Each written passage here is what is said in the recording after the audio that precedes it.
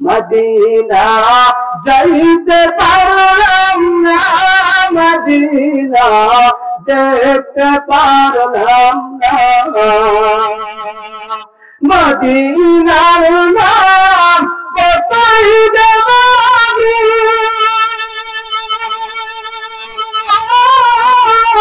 Medina আর কতই, মদিনার নাম এতই যে সুন্দর, মদিনা কে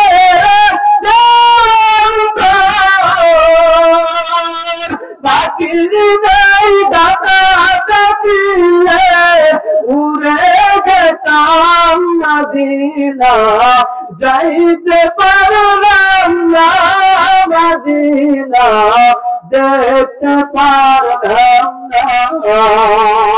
আল্লাহ তাআলা আমাদের সবাইকে হজ্জে মাবরুর নসিব দান করুন, সবাই বলে আমিন। সবাইকে মক্কা মদিনা জিয়ারত করার তৌফিক দান করুন, সবাই বলে আমিন। বেশি বেশি করে দুরূদ শরীফ পড়বেন, আল্লাহ তাআলা স্বপ্ন যুগে নবীকে দেখায় দিবেন। সুবহানাল্লাহ। দুরূদ শরীফ কম পড়বেন না বেশি পড়বেন? কম পড়বেন না বেশি পড়বেন?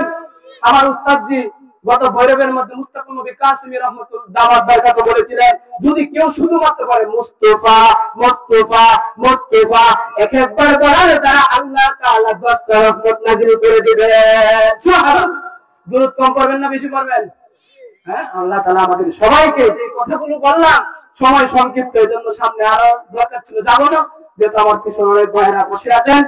আল্লাহ তাআলা আমাদের সকলকে সঠিক পীর চিনে এই পীরের অনুসরণ অনুকরণ করার তৌফিক দান করুন, সবাই বলে আমিন। ওয়া আখির দাওয়ানা আলহামদুলিল্লাহি রাব্বিল আলামিন। আসসালামু আলাইকুম ওয়া রাহমাতুল্লাহি ওয়া বারাকাতুহু। আলহামদুলিল্লাহি ওয়াহদা ওয়াসসালাতু ওয়াসসালামু আলা মান লা নাবিয়্যা বা'দা। أما بعده فأعوذ بالله من الشيطان الرجيم. بسم الله الرحمن الرحيم. تبت يدا أبي لهب وتب ما أغنى عنه ماله وما كسب سيصلى نارا ذات لهب وامرأته حمالة الحطب في جيدها حبل من مسد. بارك الله لنا ولكم في القرآن العظيم، ونفعنا وإياكم بالآيات والذكر الحكيم. मैं सूरत यूसुफ को नहीं चाहने वाला, मैं कैसे के मानंद नहीं आशिक लैला, मैं कैसे के मानंद नहीं आशिक लैला, मैं आशिक लैला हो मेरा इश्क दीवाना।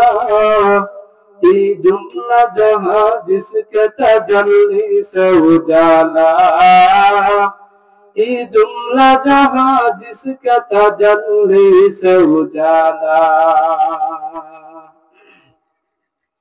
আমরা সবাই দুরূদ শরীফ পড়ি। আল্লাহুম্মা সাল্লি আলা মুহাম্মাদ ওয়া আলা আলি মুহাম্মাদ কামা সাল্লাইতা আলা ইব্রাহিম ওয়া আলা আলি ইব্রাহিম ইন্নাকা হামিদুম মাজিদ। আল্লাহুম্মা বারিক আলা মুহাম্মাদ ওয়া আলা আলি মুহাম্মাদ كما باركت على إبراهيم وعلى آل إبراهيم إنك حميد مجيد. الحمد لله. পীরে কামেল মুর্শিদ মুকাম্মাল আলহাজ হযরত মাওলানা দেলোয়ার হোসেন সবাই পড়ি রাহমাতুল্লাহি আলাইহি। বুজুর্গদের নাম শুনলে রাহমাতুল্লাহি আলাইহি বলতে হয়। কি বলতে হয় বলেন? মাশাআল্লাহ। বুজুর্গদের নাম আসলে কি বলতে হয়? রাহমাতুল্লাহি আলাইহি। আমরা আবার বলি আলহাজ হযরত মাওলানা দেলোয়ার হোসেন রাহমাতুল্লাহি আলাইহি। ষষ্ঠ ইসালে সওয়াব উপলক্ষে 12তম বার্ষিক দিনী ওয়াজ মাহফিল ও হালকায়ে জিকিরের আয়োজন করা হয়েছে। আল্লাহ তাআলা এই আয়োজনকে কবুল করুন, সবাই বলে আমিন। এই আয়োজনকে উসিলা করে হযরতের মাকবারাকে আল্লাহ তাআলা ওনার যে মর্তবা আছেন আল্লাহ তাআলা মর্তবা আরো তরক্কি দান করুন, সবাই বলে আমিন।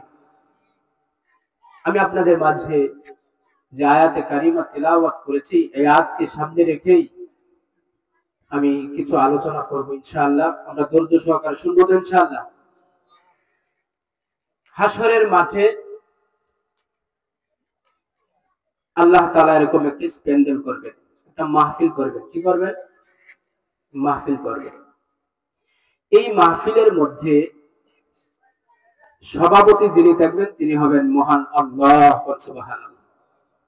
আর ওই মাহফিলের যে প্রধান বক্তা থাকবেন তিনি হবেন আমাদের নবী মুহাম্মদুর রাসূলুল্লাহ সাল্লাল্লাহু আলাইহি ওয়াসাল্লাম। বক্তারা স্টেজে ওঠার আগ দিয়ে অনেক সময় কোরআন তেলাওয়াত করে, কি করে না? একটা গজল গায় না?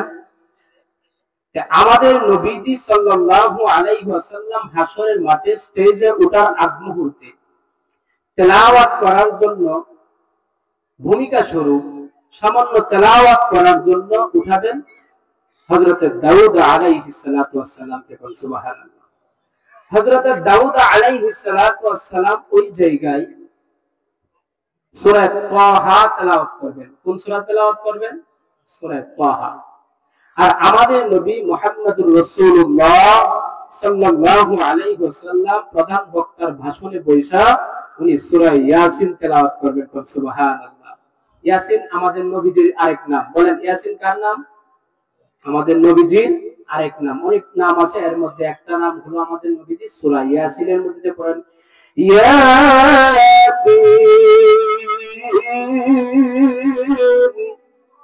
ওয়াল কুরআনিল হাকীম।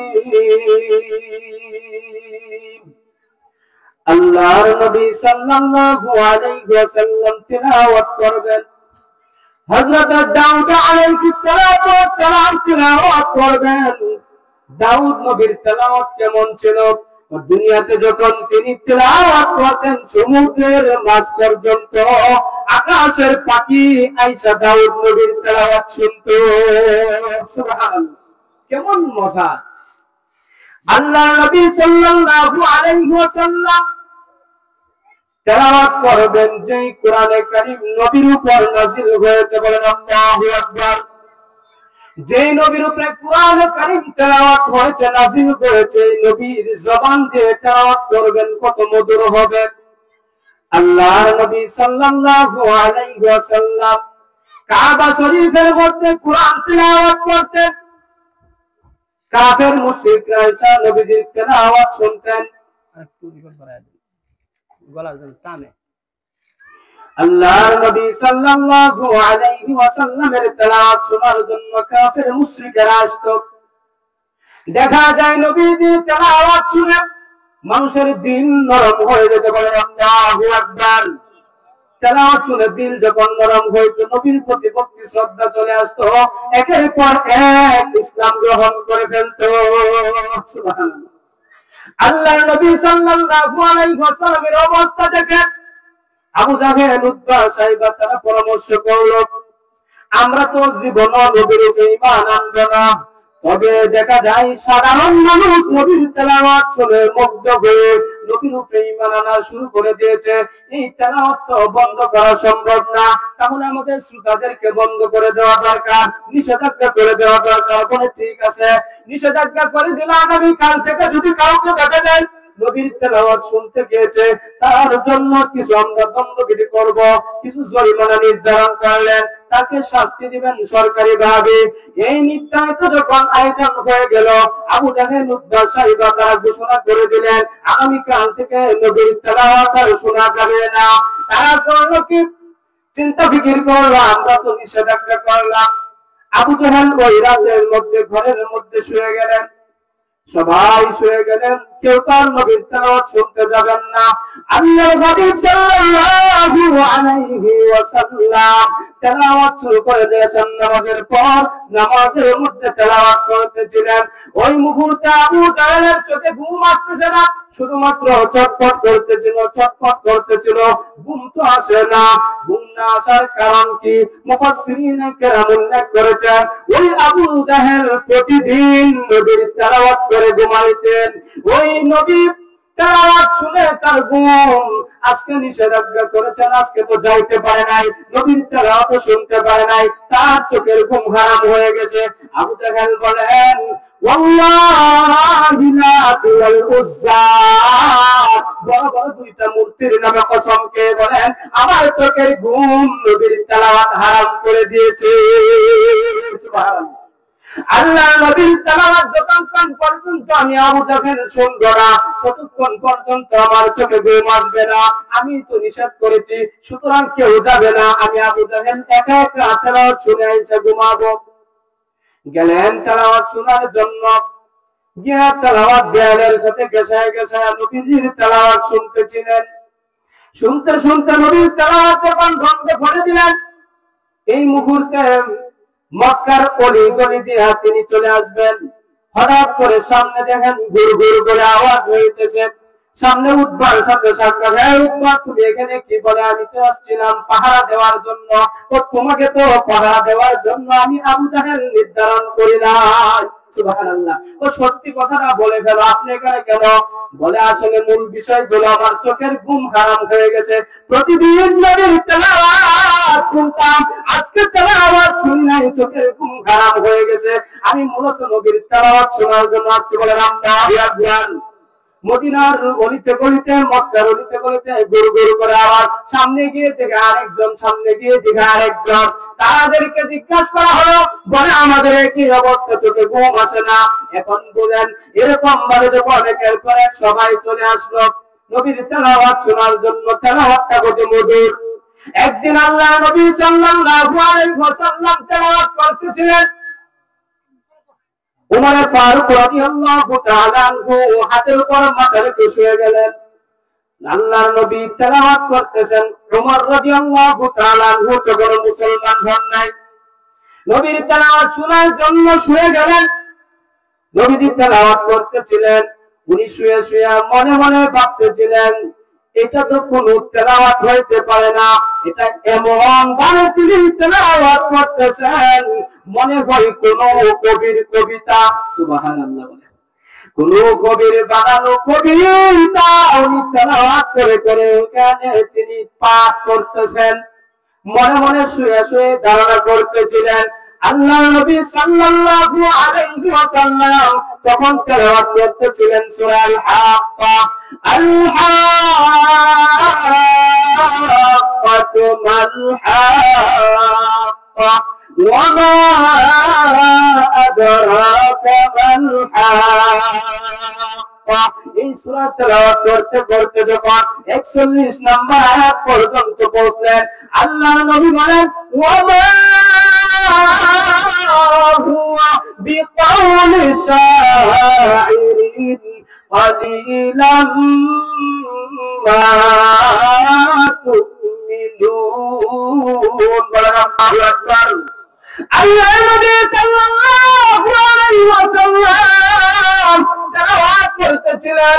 উমর ফারুক রাদিয়াল্লাহু তাআলা শুয়ে শুয়ে ভাবতেছিলেন এটা তো কোন এত সুন্দর, এত মজা লাগতেছে, এটা তো কোন তেলাওয়াত হইতে পারে না, এটা মনে হয় কোন কবির বানানো কবিতা নবীজি পাঠ করতেছেন। আল্লাহ নবী তেলাওয়াতের মধ্যে বলেন ওয়া মা হুয়া বিকাউলি শাইরিন قليلا ما تؤمنون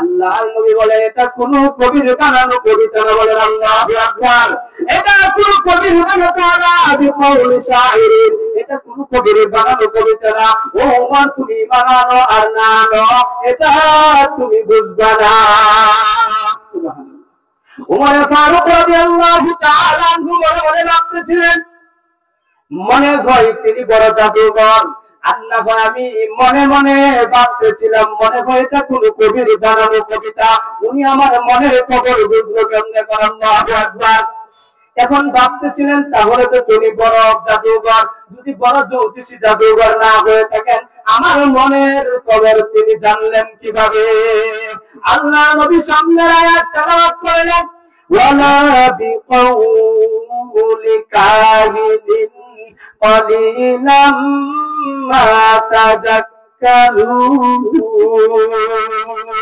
আল্লাহর নবী বলেন এটা কোনো জাদুঘরের কথা নয় সুবহানাল্লাহ এখনো তিনি মনে মনে ভাবতেছিলেন আমি যখন ভেবেছিলাম এটা কবির বানানো কবিতা তিনি নামাজে তাই উত্তর দিলেন ওলা বিকাউলি শাইরিন এটা কোনো কবির বানানো কবিতা নয় আমি ভাবতেছিলাম আমার মনের খবর কিভাবে জানলো মনে হয় উনি বড় কাহিন বেড়ে যাবে এখন উনি নামাজের মধ্যে তেলাওয়াত করে উত্তর দিতেছেন ওয়ালা বিকাউলি কাহিরিন কলিলাম মা তাযাক্কারুন এটা কোন জাদুঘরের কথা নয় উনি ভাবতেছিলেন এটা কার কথা হবে তিনি কনফিউশনের মধ্যে পড়ে গেলেন আমি প্রথমে ভাবলাম কবির বানানো কবিতা এটা তো কবির বানানো কবিতা নয় এটা তো কোনো জাদুঘরের কথা নয় তাহলে এই যে কালামটা তেলাওয়াত করলেন এত সুন্দর করে তেলাওয়াত করতেছিলেন এটা কার কথা হতে পারে চিন্তা করতে করতে সামনে আল্লাহর নবী তেলাওয়াত করেন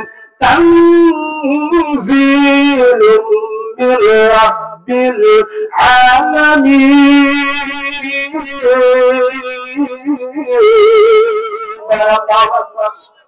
এটা কোন কবির বানানো কবিতা নয় এটা কোন কাহিনীর কোন জাদুঘরের কথা নয় আল্লাহর নবী তেলাওয়াত করে উত্তর দিলেন তানজিলুম মির রাব্বিল আলামিন এটা স্বয়ং আল্লাহর পক্ষ থেকে নাযিলকৃত মহাগ্রন্থ আল কুরআন সুবহানাল্লাহ আল্লাহর নবী সাল্লাল্লাহু আলাইহি ওয়াসাল্লাম বলেন আতামানি রাব্বি ফাহসানা তাদিবা আল্লামানি রাব্বি ফাহসানা তালিমা আমার রব আমাকে তালিম শিক্ষা দিয়েছেন উত্তম শিক্ষা দিয়েছেন আল্লাহর নবী সাল্লাল্লাহু আলাইহি ওয়াসাল্লাম যখন স্টেজের মধ্যে উঠবেন নবীজির সৌন্দর্য দেখে সবাই বেহুশ হয়ে পড়ে যাবে বলেন আল্লাহু আকবার সবাই বেহুশ হয়ে পড়ে যাবে বেহুশ হয়ে পড়ে যাওয়ার পর আবার আল্লাহ তাআলা তাদেরকে হুঁশ দিবেন বলবে বান্দা তোমরা বেহুশ হয়ে পড়লা কেন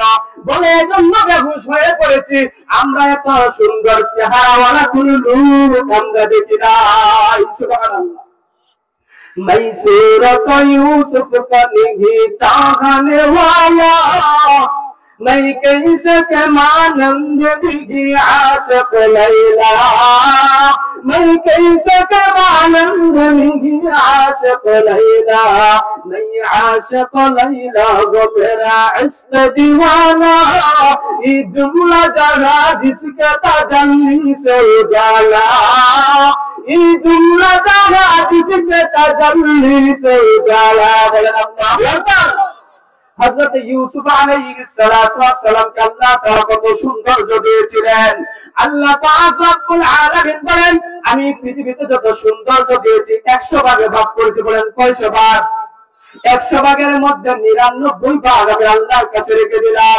আর এক ভাগের আবারও 99টা ভাগ করলাম এক ভাগের 99টা ভাগ করে এক ভাগ দিয়ে অর্ধেক দিয়ে এই ভাগের অর্ধেক দিয়ে আমি ইউসুফ নবীকে আমি সৌন্দর্য দান করলাম আর বাকি অর্ধেক দিয়ে সারা পৃথিবীর সৌন্দর্য দিলাম আর আমাদের নবীজিকে আল্লাহ বলেন 98 ভাগ দিয়ে আমি নবীকে বানাইলাম সুবহানাল্লাহ এত সুন্দর দেখে ইউসুফ আলাইহিস সালাতু ওয়াস সালামের সৌন্দর্য দেখে মিশরের মেয়েরা পর্যন্ত হাত কেটে ফেলেছিল। আয়েশা রাদিয়াল্লাহু তাআলা আনহা বলেন, আমার হাবিব সাল্লাল্লাহু আলাইহি ওয়াসাল্লামের সৌন্দর্য যদি কেউ দেখতো তাহলে মিশরের নারীরা হাত কেটেছিল। আমার নবীর সৌন্দর্য দেখলে তাদের কলিজা কেটে ফেলতো। সুবহানাল্লাহ। আল্লাহর নবী সাল্লাল্লাহু আলাইহি ওয়াসাল্লাম বুখারী শরীফের মধ্যে বলেন যে ইউসুফ নবীর যে সৌন্দর্য দেওয়া হয়েছিল, এই সৌন্দর্যের কারণে তাদের হাত কেটেছিল, কিন্তু ঈমান আনেন নাই। আমার নবীর সৌন্দর্য দেখে যারা পাগল হয়েছিল, ইউসুফ নবীর সৌন্দর্য দেখে পাগল হয়েছিল ঠিকই, কিন্তু হাত কেটেছিল, কিন্তু ঈমান আনে নাই। আল্লাহর নবী বলেন, আমাকে দেখা তারা হাত কাটে নাই, কলিজা কাটে নাই, ঈমান এনে তাদের জীবন দেওয়ার জন্য পাগল হয়েছিল। সুবহানাল্লাহ। কেমন সৌন্দর্য দেখে বেহুশ হয়ে গেলেন, আবারও উঠলেন। আল্লাহ তাআলা আবারও তাদেরকে জীবিত করলেন। আল্লাহ নবী সাল্লাল্লাহু আলাইহি ওয়াসাল্লাম পাহাড়ের মধ্যে যখন তাদেরকে দাওয়াত দিলেন, সমস্ত গোত্রদেরকে একত্রিত করলেন, বইলা দাওয়াত দিতেছেন, কুলু লা ইলাহা ইল্লাল্লাহ তুফলিহুন, তোমরা এক আল্লাহর ইবাদত করো তাহলে তোমরা কামিয়াবি হয়ে যাইবা। দাওয়াত দিতেছিলেন, এই মুহূর্তে আবু লাহাব ছিল। আবু লাহাব বলতেছে, আলিহাদা জামাতানা ইয়া মুহাম্মদ, হে মুহাম্মদ, এটার জন্যই কি আমাদেরকে একত্রিত করেছেন? আবু লাহাব বদদুয়া করেছে, তাব্বাল্লাকা, আপনারা হাত ধ্বংস, বদদুয়া করেছে নবীর নামে। আল্লাহ তাআলা বলেন, ও নবী গো, আপনাকে গালি দিয়েছে, সুতরাং আপনাকে যদি কেউ গালি দেয় এটার প্রতিশোধ আপনি নেবেন না, এটার প্রতিশোধ স্বয়ং আমি আল্লাহ নেব। সুবহানাল্লাহ। মান আদালি ওয়ালিয়ান ফাকাদ আযানতুহু বিল হক, আমি আল্লাহর মুহিব্বিনকে যারা গালি দেয় আমি আল্লাহ স্বয়ং তাদের বিরুদ্ধে যুদ্ধ ঘোষণা দিলাম।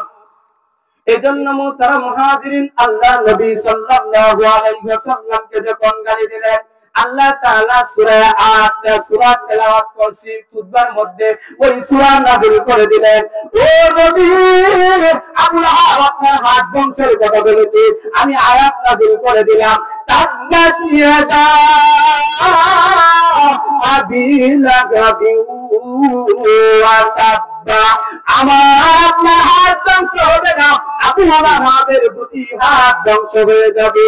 শুধু তাই নয়, আল্লাহর নবী বলেন, এই আয়াতের পরে আরো সামনে আয়াত নাযিল হয়েছে, মা আগনা আনহু মালুহু ওয়া মা কাসা, আবু লাহাবের শুধুমাত্র হাত ধ্বংস হবে না, কিভাবে ধ্বংস হবে? মা আগনা সায়াসলানা মা আগনা আনহু মালুহু ওয়া মা কাসা, তার কিছু ধন সম্পদ আছে, এই ধন সম্পদ সবগুলো ধ্বংস হয়ে যাবে। আল্লাহ তাআলা বলেন, সায়াসলা নারান যাতা লাহাবি ওয়া ইমরাআতু, নবীকে গালি দেওয়ার কারণে আমি আল্লাহ তাআলা ওই আবু লাহাবের জন্য একটা জাহান্নাম বানাইলাম, ওই জাহান্নামের অগ্নি শিখরের মধ্যে চিরই প্রবেশ করবে। এই কথা বলে শেষ করে নাই, শুধু আবু লাহাব যাবে না, আল্লাহ বলেন, ওয়া ইমরাআতু, আবু লাহাবের স্ত্রীও জাহান্নামের মধ্যে যাবে। এখন প্রশ্ন কইল, গালি দিল আবু লাহাব, তার স্ত্রী কেন জাহান্নামে যাবে? আল্লাহ তাআলা বলে, স্ত্রী কেন যাবে জাহান্নামের মধ্যে? উত্তরটা আল্লাহ নিজেই দিতেছেন। বলেন আল্লাহু আকবার। হাম্মালাতাল হাতাব ফি জিদিহা হাবলুম মিন মাসাদ, তো আবু লাহাবের স্ত্রী কেন যাবে? আল্লাহ বলেন, হাম্মালাতাল হাতাব, হাতাবুনের দুইটা অর্থ বলেন, কয়টা অর্থ? এক নম্বর অর্থ হলো লাঠি, দুই নম্বর অর্থ হলো অবুচরে বদনাম বলা, অবুচরে বদনাম বলা। আপনারা শুনেছেন নবীজি যখন রাস্তা দিয়ে হাঁটতেন তখন কাটা বিছায় দিত একটা মহিলা, সেই মহিলা কেউ নয়, নবীর আপন চাচী উম্মে জামিল। আল্লাহ নবী সাল্লাল্লাহু আলাইহি ওয়াসাল্লাম উনার দুইটা মেয়েকে আপন চাচা আবু লাহাব, আপন চাচা আবু লাহাবের দুইটা ছেলের কাছে দুইটা মেয়েকে বিবাহ দিলেন। এখন বলেন, এক নাম্বার হলো আপন চাচা, মেয়েকে বিবাহ দেওয়ার পরে আত্মীয়ের সম্পর্ক হলো এখন বিয়াই। চাচি ছিল, এখন আবার আত্মীয়তা সম্পর্কের কারণে হয়ে গেল বেআইন। বেন কিনা বেন হয়ে গেলেন, এই যে একটা আত্মীয় সম্পর্ক হয়ে গেল। আল্লাহর নবী বলেন, আমার সবচেয়ে বেশি যদি কেউ বদনাম করে থাকে, দুর্নাম ছড়ায় থাকে, সেই মহিলাটা হলো উম্মে জামিল, আমার চাচি। মক্কার মধ্যে যখন আল্লাহ নবীর প্রসিদ্ধতা লাভ করলো, এরপর আমি শেষ করে দেব, প্রসিদ্ধতা যখন লাভ করা শুরু হয়ে গেল, মক্কাবাসীদের কাফের লিডারদের মনের মধ্যে দাউ দাউ করে আগুন জ্বলতেছে। আরে আমাদের ভাতিজা, আজকে দেখা যায় তার তেলাওয়াতের মাধ্যমে আমাদের ধর্মের লোককে দিয়ে বিধর্মী বানাইতেছে, দেখা যাইতেছে তার ধর্মের দিকে নিয়ে যাইতেছে। মাথা গরম, কি করা যায়? পরামর্শের মধ্যে বসলেন। পরামর্শ একটাই হলো, নবীর তেলাওয়াত শুনে সবাই পাগল হয়ে যাইতেছে, নবীর প্রতি ভক্তি হয়ে যাইতেছে। এখন কি করা যায়? ভক্তি কমানো দরকার, কমানো দরকার কিনা? যখন পরামর্শ করলো কি করা যায়, বলে তাহলে একটা পরামর্শ করো। এক একজন পরামর্শ দিল যে আল্লাহর নবীকে দেশ ত্যাগ করে দাও। আরেকজন বলে না না, দেশ ত্যাগ করার সিদ্ধান্ত নেওয়া যাবে না। বলে কেন? যদি দেশ সিদ্ধান্ত ত্যাগ করা হয়, এই দেশের মধ্যে দাওয়াত দিতেছে, আরেক দেশে গিয়ে তো দাওয়াতই দিবে, সুতরাং এই কাজ করা যাবে না। একজন যুবক প্রশ্ন করলো, তাহলে আমরা এক কাজ করি, আমরা এক এক গ্রামের এক এক যুবক মিলে নবীকে হত্যা করে ফেলি। বলেন নাউযুবিল্লাহ। বলে না না, এই সিদ্ধান্ত নেওয়া যাবে না। শর্টকাট করে বলতেছে, একজন বলতেছে তাহলে নবীকে পাগল বলো। পাগল বলে এটা বলা যাইতে পারে। কেন পাগল বলবা? যুক্তি কি? যুক্তি হলো, পাগলের কথা মানুষ মূল্যায়ন করে না, করে কিনা? হাবিবুজ্জামান ভাই, উনার কথা যতটুকু মানুষ গুরুত্ব দিবে, একজন পাগলের কথা যেরকম গুরুত্ব দিবে না। তাহলে কি করা যাইতে পারে? বলে পাগল করা যাইতে পারে। আর পাগলের কথার কোনো মূল্য থাকে না। পাগলের পিছে ছোট ছোট বাচ্চারা আবার বিভিন্ন ধরনের তামসা করে, খেলা তামসা করে। আল্লাহ নবীকে যখন ঘোষণা দিয়ে দিল পাগল, এমপি মন্ত্রী থেকে নিয়ে চেয়ারম্যান মেম্বার থেকে নিয়ে ছড়াই দিল একটা পাগল আসছে দেশের মধ্যে, পাগলের দায়ে কাছে কেউ যাইবা না। যখন ঘোষণা দিয়ে দিল, তখন মানুষ চিন্তা করল, আল্লাহ বলেন ওয়া মাকারু ওয়া মাকারাল্লাহ ওয়াল্লাহু খায়রুল মাকিরিন। বলেন আল্লাহু আকবার। সমস্ত মানুষের মধ্যে প্রচার হয়ে গেল, একটা পাগল আসছে এলাকার মধ্যে, পাগল চেয়ারম্যান মেম্বার এমপি মন্ত্রী সবাই প্রচার করতেছে। আল্লাহ বলেন নবী গো, আপনার কোনো টেনশন নাই, সমস্ত মানুষের দিলের মালিক বললাম আমি আল্লাহ। সুতরাং তারা যতই চক্করবাজি মক্করবাজি করুক না কেন, আপনার থেকে মানুষকে দূরে সরানোর জন্য যতই চেষ্টা করুক না কেন, দিলের মালিক তো বললাম আমি আল্লাহ। পাগল বলে মানুষ থেকে নবীর থেকে দূরে সরানোর চেষ্টা করেছিল, কিন্তু আল্লাহ তাআলা করলেন কি, সবার দিলের ভিতরে এই কথা ঢেলে দিলেন যে এত বড় পাগল সমাজের মধ্যে আসছে। যদি পাগলটা সাধারণ হতো, এমপি মন্ত্রী আগান দিত না, রাষ্ট্রীয়ভাবে কোনো ঘোষণা দিত না। পাগল মনে হয় কোনো ছোট পাগল নয়, অনেক বড় পাগল। তাহলে এই পাগলকে জীবনে একবার হলেও দেখা দরকার। সুবহানাল্লাহ। আল্লাহ নবী সাল্লাল্লাহু আলাইহি ওয়াসাল্লাম কাবা শরীফের সামনে তেলাওয়াত করতেছিলেন। এই তেলাওয়াত করার অবস্থায় সমস্ত মানুষ চিন্তা করলো, জীবনে বড় একটা পাগল, জেলে যায় আর যেখানে যায় আমরা যাবো, কিন্তু এত বড় পাগল না দিলে ছাড়ছি না। বলেন দিল ঘুরাই দিলেন কে? আর বলেন কে? এই জায়গার মধ্যে কাবা শরীফের সামনে যখন নবীজি তেলাওয়াত করতেছিলেন, নবীজির চেহারা মুবারকের সৌন্দর্যের কারণে জলমল করতেছিল, কাবা শরীফের দেয়াল জলজল করতেছিল। সুবহানাল্লাহ। যখন কাছে গেলেন, গিয়া দেখেন আহারে এত সুন্দর ফুটফুটে একটা মানুষ।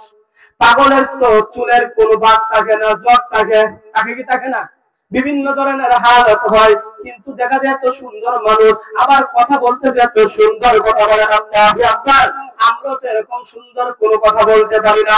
তেলাওয়াত করতেছেন, এত সুন্দর তেলাওয়াত, সমস্ত মানুষ যারা গিয়েছিল পাগল দেখার জন্য, তাই বলতেছে তা পাগল হইতে পারে না, পাগল হইতে পারে না। উনি কইলেন বিশ্ব নবী। সুবহানাল্লাহ। উপস্থিত যারা ছিল সকলে কালিমা পড়ে মুসলমান হয়ে গেল। সরকারি ভাবে নিষেধ করা হয়েছিল যেন না যায়, এখন যখন শুনলো সবাই কালিমা পড়ে মুসলমান হয়ে গেল, এখন তো ওই যে মহিলা নবীজির শাশি উম্মে জামিল মাথা গরম, এমপি মন্ত্রীর মাথা গরম। আমরা চাইলাম কি হইল কি, চেয়েছিলাম যেন মুসলমান না হয়ে যায় কোরআন তেলাওয়াত বন্ধ করার জন্য, কিন্তু দেখা যাক ঘটনা আরো উল্টা হয়ে গেল। মানুষ তো মুসলমান হয়ে গেল, এতগুলো মানুষ মুসলমান হওয়ার পর উম্মে জামিলের মাথা বড় নষ্ট। সংক্ষিপ্ত হচ্ছে শেষ। এরপরে যখন মাথা নষ্ট হয়ে গেল, উম্মে জামিল চিন্তা করলো এখন কি করা যায়। দুইটা পাথর নিলেন, বড় বড় পাথর। পাথর নিয়ে তিনি গেলেন নবীজিকে হত্যা করার জন্য। বলেন নাউজুবিল্লাহ। আল্লাহ নবী সাল্লাল্লাহু আলাইহি ওয়াসাল্লাম তেলাওয়াত করতেছিলেন, আবু বকর সিদ্দিক রাদিয়াল্লাহু তাআলা আনহু পাশে বসা।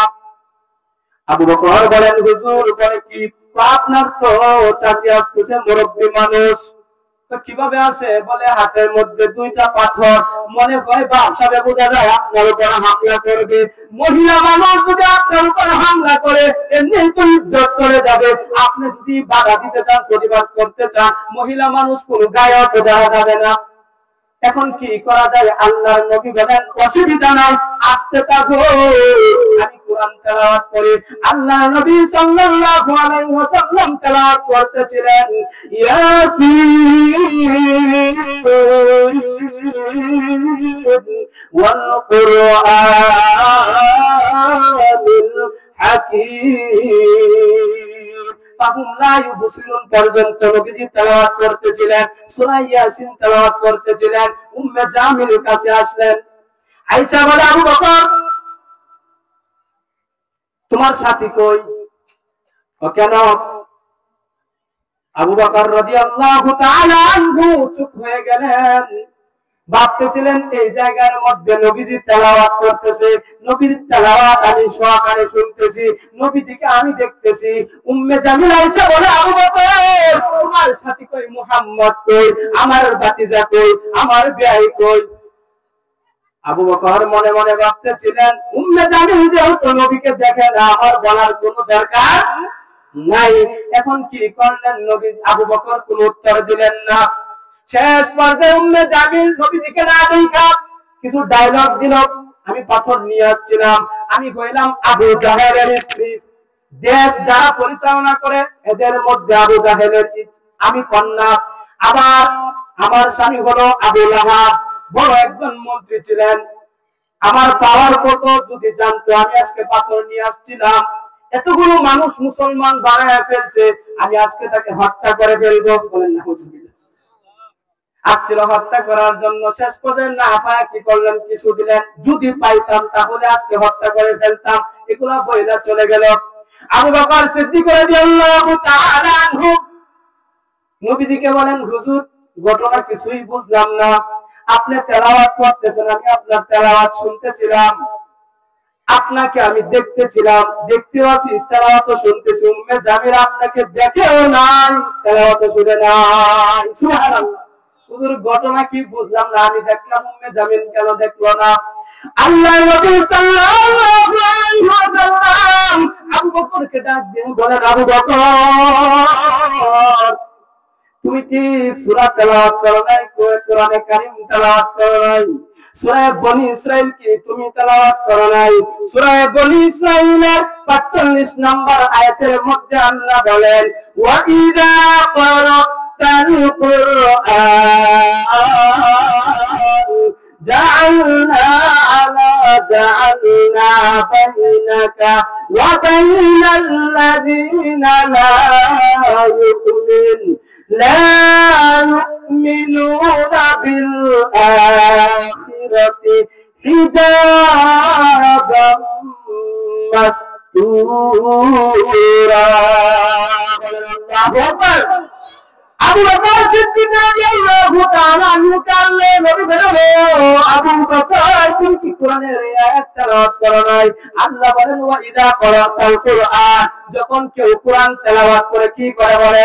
কোরআন তেলাওয়াত করে আল্লাহ তাআলা বেঈমানের মাঝে আর ঈমানদারের মাঝে একটা পর্দা তৈরি করে দেন। সুবহানাল্লাহ। হিজাবান মাসতুরা। আবু বকর বলেন ওগো নবীজি আমি তো কোনো পর্দা দেখলাম না। বলেন আল্লাহু আকবার। আমি তো কোনো পর্দা দেখলাম না।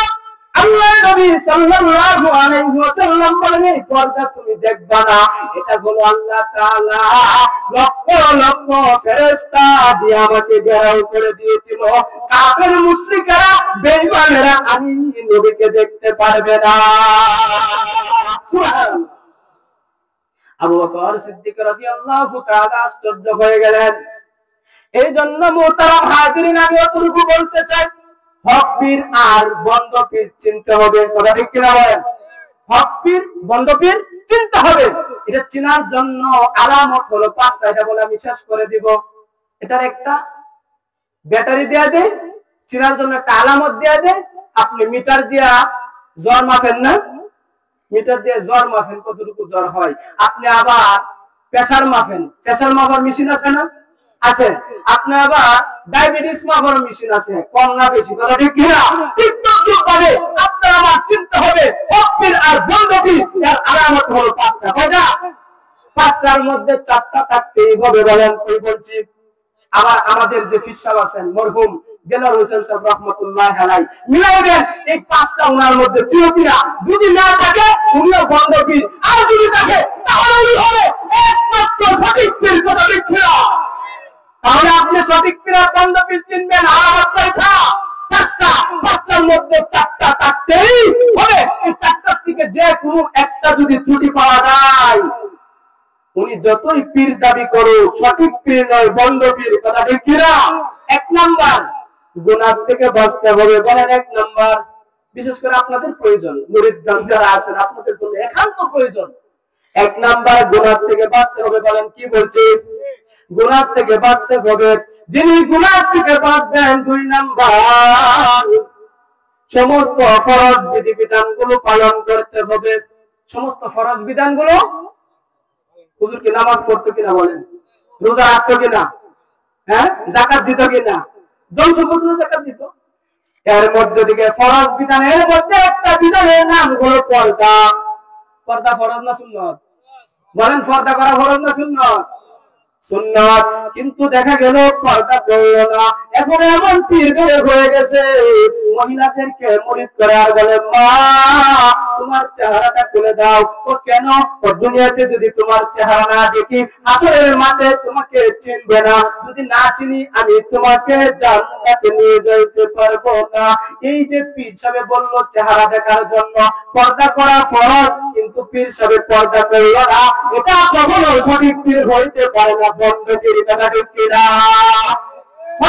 সমস্ত ওয়াজিবাত পালন করতে হবে। এক নাম্বার গুনাহ থেকে বিরত থাকবে, দুই নাম্বার সমস্ত ফরজ বিধিবিধানগুলো পালন করবে, তিন নাম্বার ওয়াজিবাত পালন করবে। দাড়ি রাখা সমস্ত নবীদের সুন্নাত। দাড়ি রাখা ওয়াজিব। দাড়ি রাখা কি বলেন?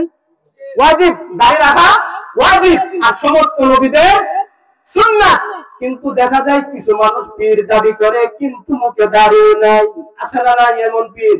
কিন্তু বোঝা গেল যদি দাড়ি না থাকে এটা সঠিক পীর নয়, এটা বন্ড পীর। কথা ঠিক কিনা? আপনাদের হুজুরের দেলোয়ার সাহেব রাহমাতুল্লাহি আলাইহি দাড়ি ছিল কি ছিল না? বলেন ছিল কি ছিল না? এখন আপনি মিলাইবেন আপনার পীর সাহেবের মধ্যে গুনাহ করতো কিনা, দুই নাম্বার ফরজ বিধিবিধানগুলো পালন করতো কিনা, তিন নাম্বার ওয়াজিবাতগুলো পালন করতো কিনা, তিন নাম্বার হলো, চার নাম্বার সমস্ত সুন্নতের উপর আমল করতে হবে। সমস্ত সুন্নতের উপর আমল করতে হবে। এই গেল চারটা। এক নাম্বার গুনাহ থেকে বাঁচা, দুই নাম্বার ফরজ বিধিবিধান, তিন নাম্বার ওয়াজিবাত, চার নাম্বার সুন্নাত। মনে থাকতো এগুলো? এই চারটার মধ্যে কোনো একটার মধ্যে যদি আজকে দেখা যায় সুন্নতের উপর আমল নাই, খাইতে গেলে দস্তরখান নাই, নবীর লেবাস নাই, নবীর কোন সুন্নাত আপনার মাঝে, আপনার আম্মা আমার মাঝে নাই, তাহলে বোঝা গেল যিনি পীর দাবি করবেন এই চারটার থেকে কোনো একটার মধ্যে যদি ত্রুটি পাওয়া যায়, যতই পীর দাবি করুক না কেন সঠিক পীর নয়, গন্ধা পীর দাবি কিনা। 5 নাম্বারটা হলো নফল ইবাদত। বলেন কি বলছি? জিকির, আজকার, কোরআন তেলাওয়াত। পিছনে জিকির দেখি না, জিকির, আজকার, কোরআন তেলাওয়াত ইত্যাদি ইত্যাদি যত বেশি করবে, নফল ইবাদত তাহাজ্জুদ নামাজ যত বেশি করবে, তত বড় আল্লাহ ওয়ালা হবে, তত বড় আল্লাহর ওলি হয়ে যাবে। সুবহানাল্লাহ। साहिल से लगा दे मुझे इश्क़ों का सफीना, आंखों से ढका दे मुझे मक्का व मदीना, आंखों से ढका दे मुझे मक्का व मदीना, बहु दूर से आया वो तुझे यार समझ कर, जालिम ने सताया मुझे बेगाना समझ कर, जालिम ने सताया मुझे बेगाना समझ कर। আল্লাহ তাআলা আমাদের সবাইকে হজ্জে মাবরুর নসিব দান করুন, সবাই আমিন। মদিনা যাইতে পারলাম না, মদিনা দেখতে পারলাম না, মদিনার নাম কতই দেবানি,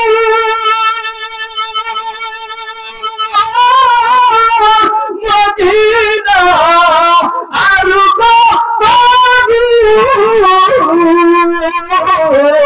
মদিনার নাম এতই যে সুন্দর, মদিনা কে জানবে,